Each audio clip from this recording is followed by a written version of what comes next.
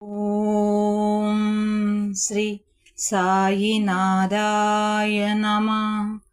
ഓം സദ്ഗുരുവേ നമ. സദാ സത്സ്വരൂപം ചിദാനന്ദകന്ദം ജഗത്സംഭവസ്ഥാന സംഹാരഹേതും സ്വഭക്തേച്ഛയാ മാനുഷം ദർശയന്തം നമാമീശ്വരം സദ്ഗുരും സായിനാഥം. വന്ദേ ഗുരുപരമ്പര എന്ന എൻ്റെ യൂട്യൂബ് ചാനലിലേക്ക് എല്ലാവർക്കും ഒരിക്കൽ കൂടി സ്വാഗതം. ശ്രീ സായി സച്ചരിതത്തിൻ്റെ 6-ാം അധ്യായമാണ് ഞാൻ ഇന്നിവിടെ പാരായണം ചെയ്യുന്നത്. ഗുരു കരസ്പർശത്തിൻ്റെ കഥ. യഥാർത്ഥ സദ്ഗുരുവാണ് നമ്മെ നയിക്കുന്നത് എങ്കിൽ അദ്ദേഹം തീർച്ചയായും എളുപ്പം നമ്മളെ സംസാരസാഗരം കടത്തിവിടും. സദ്ഗുരു എന്ന പദം സായി ബാബയെ ഓർമ്മിപ്പിക്കുന്നു. ബാബ മുന്നിൽ നിന്നും ഉദിനെറ്റിയിൽ തൊടുവിച്ച് കൈ അനുഗ്രഹരൂപേണ തലയിൽ വയ്ക്കുന്നതായി ഞാൻ വിഭാവനം ചെയ്യുന്നു. ഹൃദയം സന്തുഷ്ടമായി പ്രേമം ബാഷ്പരൂപേണ എന്നെ കണ്ണിൽ നിന്നും ഒഴുകുന്നു. ചിന്ത കൊണ്ടും ആശ കൊണ്ടും നിർമ്മിതമായ സൂക്ഷ്മ ശരീരം അഗ്നിയിൽ ദഹിപ്പിക്കാനാവുന്നതല്ലെങ്കിലും ഗുരുകരസ്പർശമാത്രേന ദഹിച്ചു പോകുന്നതോടെ മുൻജന്മങ്ങളിലെ പാപങ്ങൾ പോലും നിശേഷം നശിച്ചു പോകുന്നു. ദൈവികവും മതപരവുമായ വാക്യങ്ങൾ കേൾക്കുമ്പോൾ വിരോധം തോന്നുന്നവർക്ക് കൂടി ശാന്തിയെ പ്രാപിക്കുന്നു. സായി ബാബയുടെ സുന്ദര രൂപദർശനം കൊണ്ട് സന്തോഷത്താൽ തൊണ്ടയിടറുകയും ആനന്ദാശ്രുവാൽ കണ്ണു നിറയുകയും വികാരാവേശത്താൽ ഹൃദയം നിറയുകയും ചെയ്യുന്നു. അത് തത്വമസി, അഹം ബ്രഹ്മാസ്മി മുതലായ ബോധങ്ങൾ നമ്മിൽ വളർത്തി ഞാൻ, നീ, അത്, ഇത് മുതലായ ഭേദങ്ങൾ നശിപ്പിച്ച് ബ്രഹ്മത്തോട് ചേർത്ത് ആത്മജ്ഞാനം കൈവരുത്തുന്നു. ശാസ്ത്രപുരാണങ്ങൾ വായിക്കുമ്പോൾ സദ്ഗുരുപദം എന്നിൽ സായി ബാബയെക്കുറിച്ചുള്ള ഓർമ്മ വളർത്തി ബാബ രാമനും കൃഷ്ണനുമൊക്കെയായി ആ ജീവിതത്തിൽ ശ്രദ്ധിക്കാൻ പ്രേരണ നൽകുന്നു. ഉദാഹരണമായി ഞാൻ ഭാഗവത പാരായണം ശ്രദ്ധിക്കുമ്പോൾ സായി പാദാതികേശം കൃഷ്ണനായി മാറി ഭാഗവതവും ഉദ്ധവഗീതയും പാടിക്കേൾപ്പിക്കുന്നതായും ഭക്തന്മാർക്ക് അതിൽ നിന്ന് നേട്ടങ്ങൾ ലഭിക്കുന്നതായും അനുഭവപ്പെടുന്നു. എന്തിന്, വെറും തമാശ പറയുമ്പോൾ പോലും സായി സ്മരണയുണ്ടായി അനുയോജ്യങ്ങളായ അനവധി ഉദാഹരണങ്ങൾ സംഭാഷണ മധ്യത്തിൽ ചേർക്കാൻ സാധ്യമാവുന്നു. ഞാൻ സ്വന്തമായി എന്തെങ്കിലും എഴുതാൻ തുടങ്ങിയാൽ എനിക്കൊന്നും കഴിയുന്നില്ലെങ്കിലും സായിനാഥന്റെ പ്രചോദനത്തിൽ എഴുതാൻ തുടങ്ങുമ്പോൾ യാതൊരുവിധ തടസ്സമില്ലാതെയും അവസാനമില്ലാതെയും എഴുതിക്കൊണ്ടേയിരിക്കാൻ സാധ്യമാവുന്നു. ശിഷ്യന്റെ അഹംഭാവം തലപൊക്കുമ്പോൾ ബാബ സ്വഹസ്തങ്ങളെ കൊണ്ട് പിടിച്ചമർത്തി ബാബയുടെ ശക്തി പ്രദാനം ചെയ്ത് തൻ്റെ ഉദ്ദേശാനുസരണം പ്രവർത്തിപ്പിച്ച് അനുഗ്രഹിക്കുന്നു. ഏതൊരാൾ സായിയെ സാഷ്ടാംഗം പ്രണമിച്ച് ആത്മസമർപ്പണം ചെയ്യുന്നുവോ ചോദിക്കാതെ തന്നെ ജീവിതത്തിന്റെ സർവോപാധികളും, അതായത് ധർമാർത്ഥ കാമ മോക്ഷങ്ങൾ അയാൾക്ക് കൈവരുന്നു. കർമ്മം, ജ്ഞാനം, യോഗം, ഭക്തി എന്നീ 4 പ്രധാന മാർഗങ്ങൾ പ്രത്യേകമായി നമ്മെ ദൈവത്തിങ്കിൽ എത്തിക്കുന്നു. ഇതിൽ ഭക്തിമാർഗം പ്രയാസവും കഷ്ടപ്പാടുകളും മുള്ളും കുണ്ടും കുഴികളും നിറഞ്ഞതുമാണ്. എന്നാൽ സദ്ഗുരുവിൽ വിശ്വസിച്ച് പുറപ്പെട്ടാൽ മുള്ളും കുണ്ടും കുഴിയും ഒഴിവാക്കി നേരെ പ്രാപ്യസ്ഥാനത്തെത്തിച്ചു തരും. അത് സായിബാബ ഉറപ്പു പറഞ്ഞതാണ്. ബ്രഹ്മനെ സംബന്ധിച്ച് പ്രതിപാദിച്ച ശേഷം മായ കൊണ്ടുള്ള ലോക സൃഷ്ടിയെയും അങ്ങനെ സൃഷ്ടിച്ച ലോകത്തെയും പ്രതിപാദിച്ച് ഇത് മൂന്നും ഒന്നു തന്നെ എന്ന് സമർത്ഥിച്ച് ഗ്രന്ഥകർത്താവ് ഭക്തന്മാരുടെ നന്മയെ സംബന്ധിച്ച് ബാബ ഉറപ്പു കൊടുക്കുന്ന വാക്കുകളെ ഇപ്രകാരം ഉദ്ധരിക്കുന്നു. ഏതൊരു ഭക്തന്റെ ഗൃഹത്തിലും അന്നവസ്ത്രാദികൾക്ക് യാതൊരു ക്ഷാമവും നേരിടുന്നതല്ല. എന്നിൽ മനസ്സുറപ്പിച്ച് എന്നെ ആരാധിക്കുന്ന ഭക്തന്റെ എല്ലാ ക്ഷേമകാര്യങ്ങളും പ്രത്യേകം ശ്രദ്ധിച്ച് നേടിക്കൊടുക്കുക എന്നത് എൻ്റെ പ്രത്യേക ചുമതലയാണ്. ഭഗവാൻ കൃഷ്ണനും ഇതുതന്നെ പറഞ്ഞു, യോഗക്ഷേമം വഹാമ്യഹം എന്ന്. നിങ്ങൾക്കെന്തെങ്കിലും വേണമെങ്കിൽ അഹന്തയും ആത്മാഭിമാനവും ഉപേക്ഷിച്ച് ദൈവത്തോട് ചോദിച്ചു വാങ്ങുവിൻ. ഭക്ഷണ വസ്ത്രങ്ങൾക്ക് വേണ്ടി കഷ്ടപ്പെടേണ്ടതില്ല. ലോകത്തിലുള്ള സ്ഥാനമാനങ്ങളിൽ ആകൃഷ്ടരാവാതിരിക്കാൻ ഇഷ്ടദേവതയുടെ രൂപം മനസ്സിൽ സ്ഥിരപ്രതിഷ്ഠ ചെയ്യുവിൻ. എല്ലാ ഉപാധികളും അന്ധകരണവും ഭഗവാനെ ആരാധിക്കുന്നതിന് യുക്തനാവട്ടെ. മറ്റൊന്നിലും തൽപരരാവരുത്. മനസ്സെന്നെ ഓർക്കുന്നതിൽ സദാ ഉറപ്പിച്ചു നിർത്തുവിൻ. എന്നാൽ അത് ശരീരം, ധനം, ഗൃഹം എന്നിവയിലേക്ക് അലിഞ്ഞു പോവില്ല. അന്നേരം മനസ്സ് ശാന്തവും സമാധാനപരവും ഭയരഹിതവുമായി തീരും. ഷിർദിയിലെ രാമനവമി ഉത്സവം. തുടക്കം. ഗോപാൽ റാവ് ഗുണ്ട് എന്നൊരാൾ കോപ്പർഗാവോണിൽ സർക്കിൾ ഇൻസ്പെക്ടറായിരുന്നു. അയാൾ ബാബയുടെ ഒരു വലിയ ഭക്തനായിരുന്നു. അയാൾക്ക് 3 ഭാര്യമാരുണ്ടായിരുന്നു. പക്ഷെ സന്താനങ്ങൾ ഉണ്ടായിരുന്നില്ല. സായി ബാബയുടെ അനുഗ്രഹം കൊണ്ട് അയാൾക്കൊരു മകനുണ്ടായി. ആ സന്തോഷത്താൽ 1867 ഒരു ഉത്സവം നടത്താനുള്ള ആഗ്രഹം അയാൾക്കുണ്ടായി. ഈ ഉദ്ദേശം ഷിർദിയിലെ പ്രധാന ഭക്തന്മാരായ താത്യ പാട്ടേൽ, ദാദാ കോട്ടെ പാട്ടേൽ, മാധവ് റാവ് ദേശ്പാണ്ഡെ അഥവാ ശ്യാമ എന്നിവർ മുമ്പാകെ വെച്ചു. അവർ അത് അംഗീകരിച്ച് ബാബയുടെ അനുഗ്രഹവും അനുവാദവും വാങ്ങി. പിന്നെ കളക്ടറുടെ അനുവാദത്തിന് അപേക്ഷിച്ചപ്പോൾ അംശം ഉദ്യോഗസ്ഥൻ എതിരായി റിപ്പോർട്ട് ചെയ്തതിനാൽ അനുമതി നിഷേധിക്കപ്പെട്ടു. പക്ഷേ സായി ബാബ അനുഗ്രഹിച്ച കാര്യമായതിനാൽ വീണ്ടും പരിശ്രമിച്ചപ്പോൾ കളക്ടറുടെ അനുമതിയും കിട്ടി. ഉത്സവം ബാബയോട് ആലോചിച്ച് രാമനവമി നാളിൽ നടത്താൻ നിശ്ചയിച്ചു. ബാബയ്ക്ക് ഇതിൽ ഒരു പ്രത്യേക ഉദ്ദേശമുണ്ടായിരുന്നു. ഹിന്ദു മുസ്ലിം ഐക്യം സൃഷ്ടിച്ച് ഹിന്ദുക്കളുടെ രാമനവമിയും മുസ്ലിങ്ങളുടെ ഊറൂസ് ആയ ചന്ദനക്കുടം എഴുന്നള്ളിപ്പും ഒന്നിച്ചു നടത്തിച്ച് സമുദായ മൈത്രി സ്ഥാപിക്കലായിരുന്നു ആ ഉദ്ദേശം. ഭാവിയിൽ അത് നടത്തുകയും ചെയ്തു. അനുവാദം സിദ്ധിച്ചെങ്കിലും മറ്റു വിഷമം ഉണ്ടായി തുടങ്ങി. ഷിർദി ഗ്രാമത്തിൽ ജലക്ഷാമമുണ്ടായിരുന്നു. ആകെ ഗ്രാമത്തിൽ 2 കിണറേ ഉള്ളൂ. ഒന്നിൽ ഉപയോഗിക്കാവുന്ന വെള്ളം വറ്റി, മറ്റേതിലെ വെള്ളം ഉപ്പുവെള്ളവുമാണ്. ഉപ്പുവെള്ളമുള്ള കിണറിൽ സായി ബാബ പൂക്കളെറിഞ്ഞ് ശുദ്ധജലമാക്കി മാറ്റി. എന്നാലും ഈ വെള്ളം മതിയാവാത്തതിനാൽ കുറെ ദൂരെ നിന്ന് തുകൽ സഞ്ചികളിൽ വെള്ളം കൊണ്ടുവരാൻ താത്യ പാട്ടേൽ ഏർപ്പാട് ചെയ്തു. വാണിഭങ്ങളും ഗുസ്തി മത്സരങ്ങളും ഏർപ്പാട് ചെയ്തു.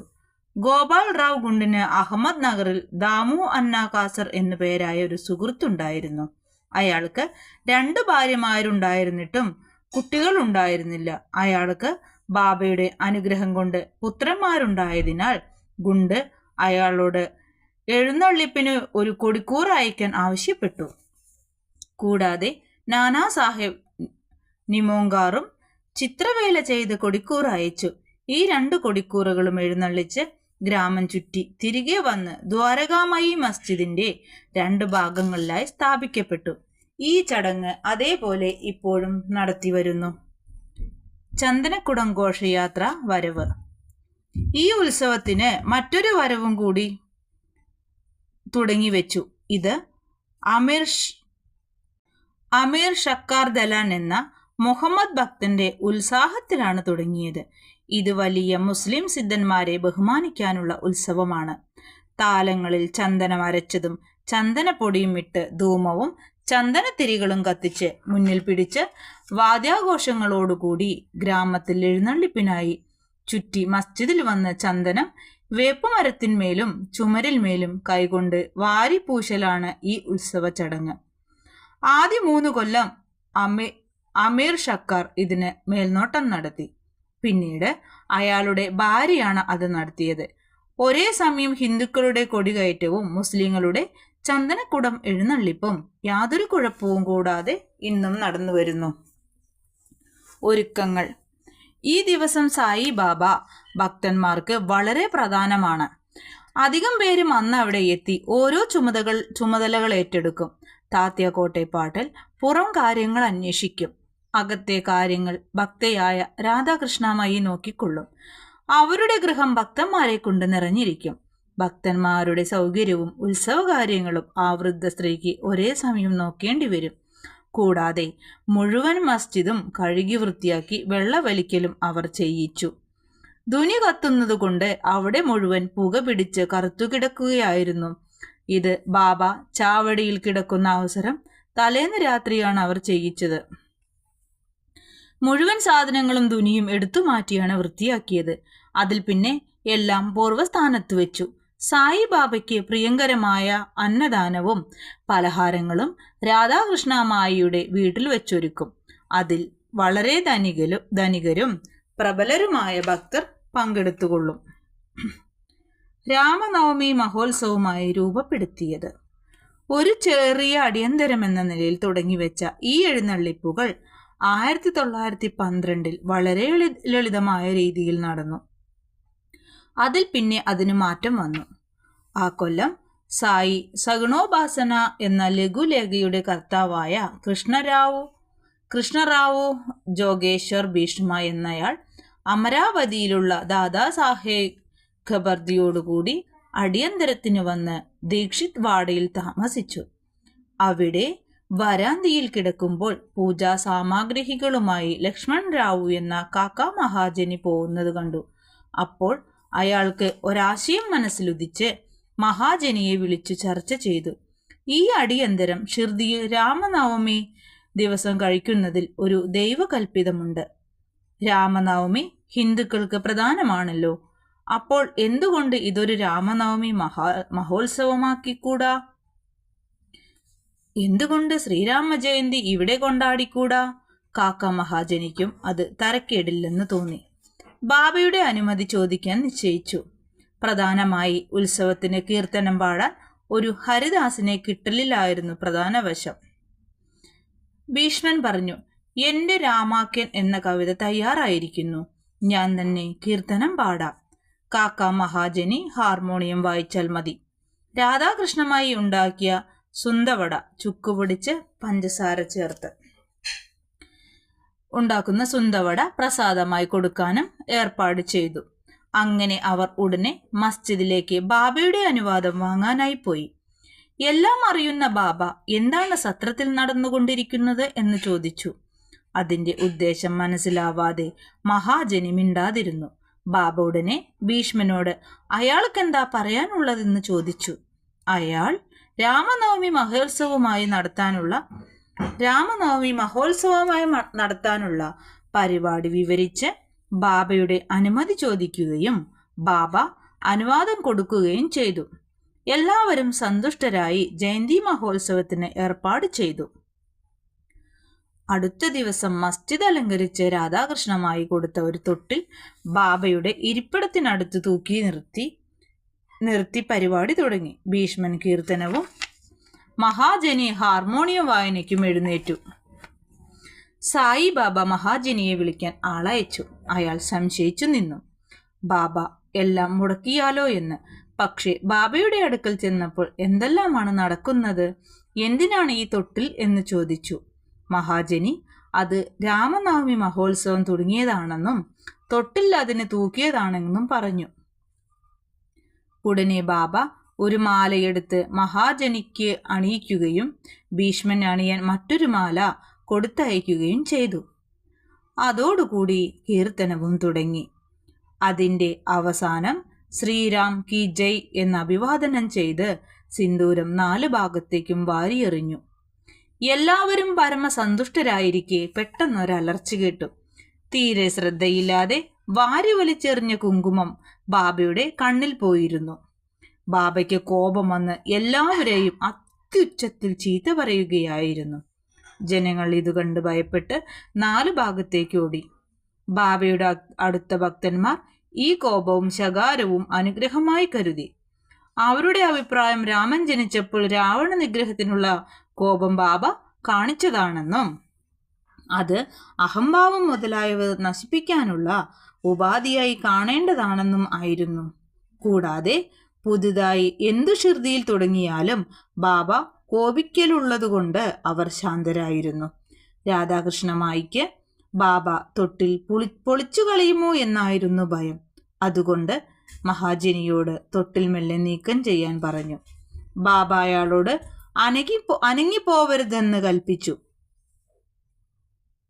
പിന്നെ കുറച്ചു കഴിഞ്ഞപ്പോൾ മഹാജനി തൊട്ടിൽ നീക്കം ചെയ്യാൻ ബാബയോട് അനുവാദം ചോദിച്ചപ്പോൾ ഉത്സവം കഴിഞ്ഞിട്ടില്ലെന്നും തൊട്ടിൽ നീക്കാൻ പാടില്ലെന്നും പറഞ്ഞു. അടുത്ത ദിവസം മറ്റൊരു കീർത്തനവും ഗോപാലകല എന്ന ചടങ്ങും നടത്തിക്കഴിഞ്ഞാൽ തൊട്ടിൽ നീക്കിക്കൊള്ളാൻ പറഞ്ഞു. ഗോപാലകല എന്നാൽ തൈരും ചോറും കലർത്തി കലത്തിലാക്കി ഉറിയിൽ തൂക്കി കീർത്തനാവസാനം കലം പൊളിച്ച് കൃഷ്ണൻ ചെയ്ത പോലെ എല്ലാവരും കൂടി പ്രസാദം എടുക്കലാണ്. രാമനവമി മഹോത്സവം ഇങ്ങനെ നടക്കുമ്പോൾ കൊടികയറ്റ ഉത്സവവും ചന്ദന എഴുന്നള്ളിപ്പും യഥാവിധി നടക്കുകയും ചെയ്തു. അന്നു മുതൽ ബാബയുടെ ഊറൂസ് രാമനവമി മഹോത്സവമായി മാറി. അടുത്ത വർഷം 1913 പരിപാടികൾ ഓരോന്നോരോന്നായി വർദ്ധിച്ചു തുടങ്ങി. രാധാകൃഷ്ണമായി ചൈത്രം 1-ാം തീയതി മുതൽ നാമസപ്താഹം തുടങ്ങി. ഇതിൽ എല്ലാ ഭക്തന്മാരും ഊഴമിട്ട് പങ്കുകൊണ്ടു. രാമനവമി പലയിടത്തും നടക്കുന്നതുകൊണ്ട് കീർത്തനം ചൊല്ലാനുള്ള ഹരിദാസിനെ കിട്ടാൻ 5-6 ദിവസം മുമ്പ് മുതലേ വിഷമം കണ്ടു തുടങ്ങി. അക്കൊല്ലം അഭിനവ തൂക്കാറാം എന്ന പേരിൽ അറിയപ്പെടുന്ന ബാലാബുവമാലിയെ ഭീഷ്മം യദൃച്ഛയ കാണുകയും അക്കുറി അയാൾ ഹരിദാസ് ആവുകയും ചെയ്തു. അടുത്ത വർഷം സാറ്റാറ ജില്ലയിലെ ബൃഹത് സിദ്ധകവാഡെ എന്ന സ്ഥലത്ത് പ്ലേഗ് കാരണം അവിടുത്തെ ഹരിദാസനായ ബാലാബുവ സദാർക്കർ ഷിർദിയിൽ വന്ന് കീർത്തനം പാടി. പിന്നീട് കൊല്ലം തോറും ഹരിദാസിനെ കിട്ടേണ്ട പ്രശ്നം 1914 സായിബാബ പരിഹരിക്കുകയും ദാസ്കനു മഹാരാജാവിനെ സ്ഥിരം കീർത്തനം പാടാനുള്ള ചുമതല ഏൽപ്പിക്കുകയും ചെയ്തു. അദ്ദേഹം അത് ഇന്നും നിർവഹിക്കുന്നു. 1912 മുതൽ മഹോത്സവം കൊല്ലം തോറും വളർന്നുകൊണ്ടേയിരുന്നു. ചൈത്രം 8-ാം തീയതി മുതൽ 12-ാം തീയതി വരെ ഷിർദി ഒരു തേനീച്ച കൂടുപോലെ പുരുഷാരം കൊണ്ട് നിറയും. വാണിഭക്കാർ വർദ്ധിച്ചു വന്നു. പ്രശസ്ത ഗുസ്തിക്കാർ ഗുസ്തി മത്സരത്തിന് വന്നു. അന്നദാനം ഗംഭീരമായി നടക്കാൻ തുടങ്ങി. രാധാകൃഷ്ണമയ്യയുടെ അധ്വാനം കൊണ്ട് ഷിർദി ഒരു സംസ്ഥാനം പോലെ ആയി മാറി. ചടങ്ങുകൾ വർദ്ധിച്ചു. നല്ല ഒരു കുതിര, രഥം, പലതരം വെള്ളിപ്പാത്രങ്ങൾ, ചെമ്പുകൾ, ബക്കറ്റുകൾ, പടങ്ങൾ, കണ്ണാടി മുതലായ പലതും സംഭാവനയായി വന്നു. ആന എഴുന്നള്ളിപ്പും തുടങ്ങി. ഈ വക ചടങ്ങുകളും സാമഗ്രികളും വർദ്ധിച്ചിട്ടും സായി ബാബ ഇതെല്ലാം അവഗണിച്ചു. സാധാരണ പോലെ യാതൊരു പതർച്ചയുമില്ലാതെയിരുന്നു. ഇതിനെല്ലാം ഹിന്ദുക്കളും മുസ്ലിങ്ങളും തോളോട് തോൾ ചേർന്ന് അധ്വാനിക്കുകയും യാതൊരു കലഹങ്ങളും കൂടാതെ കാര്യങ്ങൾ ഭംഗിയായി നടക്കുകയും ചെയ്തു. ആദ്യം 5000 മുതൽ 7000 ആളുകൾ വന്നിരുന്നത് 75,000 വരെ വർദ്ധിച്ചു. എന്നാലും പകർച്ചവ്യാധിയോ കലാപമോ ഒരിക്കലും ഒരു കാലത്തും ഉണ്ടായിട്ടില്ല. മസ്ജിദ് പുതുക്കിപ്പണിയൽ. ഗോപാൽ ഗുണ്ടിന് മറ്റൊരു ആദർശം കൂടി ഉണ്ടായി. ഉത്സവം തുടങ്ങി വെച്ച പോലെ മസ്ജിദിന്റെ കേടു തീർക്കണമെന്നായിരുന്നു അത്. അതിനുവേണ്ട കല്ലു വാങ്ങി ചെത്തിവെപ്പിച്ചു. പക്ഷേ ഈ ജോലി അയാൾ നിശ്ചയിച്ചതായിരുന്നില്ല. അത് നാനാ സാഹേബ് ചന്ദോർക്കിനും നിലംപണി കാക്കാ സാഹേബ് ദീക്ഷിതിനും നിയോഗിച്ചതായിരുന്നു. ആദ്യം ബാബ യാതൊന്നിനും സമ്മതിച്ചില്ലെങ്കിലും മഹൽ സാബതി ഇടപെട്ട് ഒരുമാതിരി സമ്മതിപ്പിച്ചു. നിലം പണി കഴിഞ്ഞപ്പോൾ ഒരു രാത്രി സാധാരണ ചാക്കു കഷ്ണം ഉപേക്ഷിച്ച് ബാബ ഒരു ചെറിയ ആസനത്തിലിരുന്നു. 1911 മുറ്റം വിശാലമായി. കുറെ പണവും അധ്വാനവും ചിലവ് ചെയ്തു നന്നാക്കി. മസ്ജിദിന്റെ മുന്നിലെ തുറന്ന സ്ഥലം വളരെ ചെറുതായിരുന്നു. കാക്കാ സാഹേബ് ദീക്ഷിതിന് അവിടെ ഒരു മേൽപ്പുരയുണ്ടാക്കണമെന്ന് തോന്നി. വലിയ സംഖ്യ ചിലവാക്കി ഇരുമ്പു തുലാങ്ങളും മറ്റും വരുത്തി പണി തുടങ്ങി. രാത്രി എല്ലാ ഭക്തന്മാരും അശ്രാന്തം പരിശ്രമം പണിയെടുത്തു തൂണുകളും മറ്റും നാട്ടും. പക്ഷേ രാവിലെ ബാബ ചാവടിയിൽ നിന്നെത്തിയാൽ അവയെല്ലാം പുഴക്കിയെടുത്ത് വലിച്ചെറിയും. ഒരിക്കൽ ബാബ കോപിച്ച് ഒരു തൂണ് ഒരു കൈ കൊണ്ട് പിടിച്ച് കുലുക്കി കുലുക്കി പുഴക്കാൻ തുടങ്ങുകയും മറ്റേ കൈ കൊണ്ട് താത്താ പാട്ടീലിന്റെ കഴുത്തിൽ പിടിച്ച് അമർത്തുകയും ചെയ്തു. അങ്ങനെ ബലമായി താത്യായുടെ തലയെക്കെട്ടു തട്ടി തീപ്പെട്ടി ഉരച്ച് കത്തിച്ച് ഒരു കുഴിയിലിട്ടു. അന്നേരം ബാബയുടെ കണ്ണുകൾ തീക്കട്ട പോലെ മിന്നിയിരുന്നു. ഒരാൾക്കും മുഖത്ത് നോക്കാൻ ധൈര്യം വന്നില്ല. എല്ലാവരും അത്യധികം ഭയപ്പെട്ടിരുന്നു. താത്യയ്ക്ക് എന്ത് പറ്റുമെന്നും ആർക്കും പറയാൻ കഴിഞ്ഞില്ല. ബാബ പോക്കറ്റിൽ നിന്നും ഒരു ഉറുപ്പിക എടുത്തു അവിടെ ഒരു കാണിക്ക പോലെ വലിച്ചെറിഞ്ഞു. താത്യയ്ക്കും ഭയങ്കരമായി പേടി തോന്നി. ആർക്കും ഇടപെടാൻ ധൈര്യം വന്നില്ല. ഒടുവിൽ ബാഗേജിഷിൻഡെ എന്ന കുഷ്ഠരോഗിയായ ബാബ ഭക്തൻ മുന്നോട്ട് ചെല്ലാൻ നോക്കിയപ്പോൾ ബാബ തള്ളി പുറത്താക്കി. ഇഷ്ടിക കഷ്ണങ്ങൾ കൊണ്ടെറിഞ്ഞു. ഇടപെടാൻ ആര് പോയാലും അവരെ ഇതുപോലെ ചെയ്തു. കുറച്ചു സമയം കഴിഞ്ഞ് ബാബയുടെ കോപമടങ്ങി. ബാബ ഒരു പീഡികക്കാരനെ വരുത്തി നല്ല തുന്നൽ പണിയുള്ള തലപ്പാവ് വരുത്തി സ്വന്തം കൈകൊണ്ട് താത്തയുടെ തലയിൽ അയാളെ ബഹുമാനിക്കാനെന്ന പോലെ കെട്ടിക്കൊടുത്തു. ബാബയുടെ ഇത്തരം പെരുമാറ്റം കണ്ട് എല്ലാവരും അതിശയിച്ചു. എന്താണ് ബാബ കോപിച്ച് താത്തയുടെ കഴുത്തിൽ പിടിച്ചതെന്നും പിന്നെ കോപം മാറി ഇങ്ങനെ പെരുമാറിയതെന്നും ആർക്കും മനസ്സിലായില്ല. ഇടയ്ക്ക് ബാബ ശാന്തനായി മധുരമായി സംസാരിക്കും. പെട്ടെന്ന് കാരണമായോ അകാരണമായോ കോപിഷ്ഠനാകും. പല സംഭവങ്ങളും പറയാനുണ്ട്. ഏതാണ് പറയേണ്ടത്, ഏതാണ് വേണ്ടെന്ന് വെക്കേണ്ടത് എന്നും എനിക്ക് നിശ്ചയമില്ല. അതുകൊണ്ട് ഓർമ്മ വരുന്നത് പറയാം. അടുത്ത അധ്യായത്തിൽ ബാബ ഹിന്ദുവോ മുഹമ്മദീയനോ എന്നും ബാബയുടെ യോഗ സാധനകളും ശക്തികളും എന്തെന്നും കൂടാതെ മറ്റു കാര്യങ്ങളും പ്രതിപാദിക്കാം. ശ്രീ സായിയെ നമിക്കുവിൻ. ലോകശാന്തി ഭവിക്കട്ടെ. ഓം ശ്രീ സായിനാഥായ നമഃ. ശ്രീ സായി സച്ചരിതം കേൾക്കുന്ന എല്ലാവർക്കും ബാബയുടെ അനുഗ്രഹം ഉണ്ടാവട്ടെ എന്ന് പ്രാർത്ഥിച്ചുകൊണ്ട് ഈ അധ്യായത്തെ ഞാൻ ബാബയുടെ തൃപ്പാദങ്ങൾ